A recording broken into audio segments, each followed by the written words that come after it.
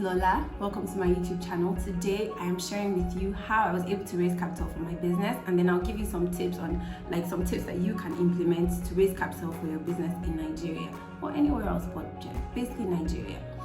So I remember when I first told my parents I wanted to start my business, they were so irritated, like, my guy, we just put you through school, what is your problem? No. But luckily we were on holiday and they were gonna give us holiday money anyway, like flex money for the holidays. So they gave me my flex money. We're in Florida. They gave me my flex money for the holidays. Obviously that holiday I knew I was gonna flex because I had to invest that money into my business. So I took the money and I put it in my business. I used to buy shoes.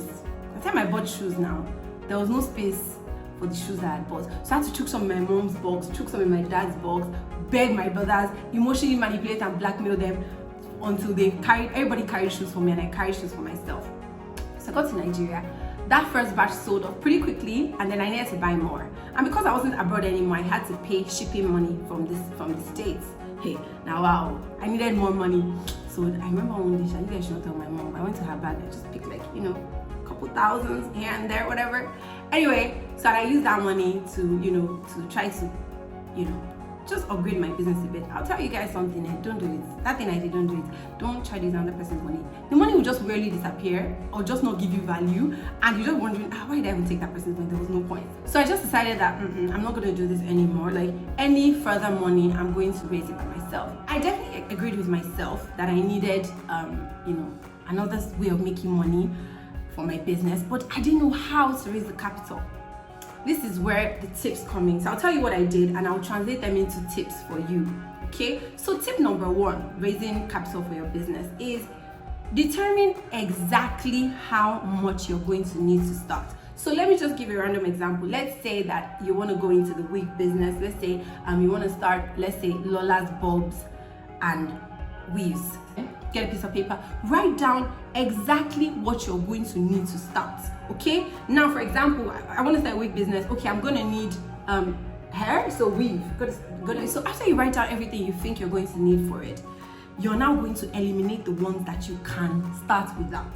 Okay, let me give you this wig business example. For example, you can say, oh well, to start my wig business, I'm going to need a sewing machine.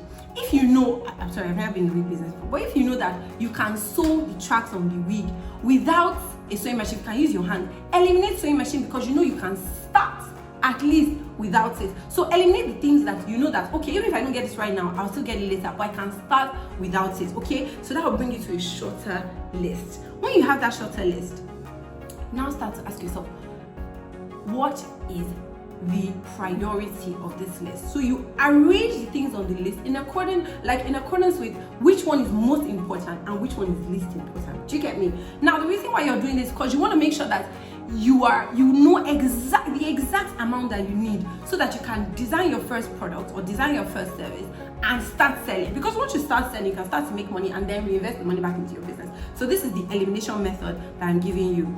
Determine the order of priority, and then you can now decide how to raise the capital to buy it one by one. When you determine the order of priority, remember some things. When you're doing your list, remember some things. First of all, it's not every business that will start with a shop. I remember I started my business in 2013. I worked from home I sold from home until 2016.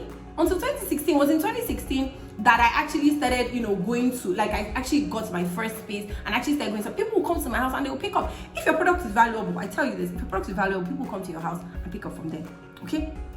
So think to yourself, things like space. Must I really get this now? Is it true that this business cannot start without me having a space? That's one. Another thing is, people tend to feel like, oh, they must get the best and most powerful version of a machine or a camera before they start. No, start small, especially if you don't have the resources. I mean, and the fact that you're watching this video means you probably don't have the resources. Do you? So after you've done this your list, the next thing you need to do is add it. So do an addition. Go if you want to research how much it will cost, go on Jumia, go on Konga, or just Google how much is this thing, or just Google the names of the things you're going to Google it, and then add everything together so you know exactly how much you need. So let's say the amount you need, bare minimum to start, is 350,000. Let's just assume that. Now, from there are two ways you can go. You can go the internal route or the external route. Okay?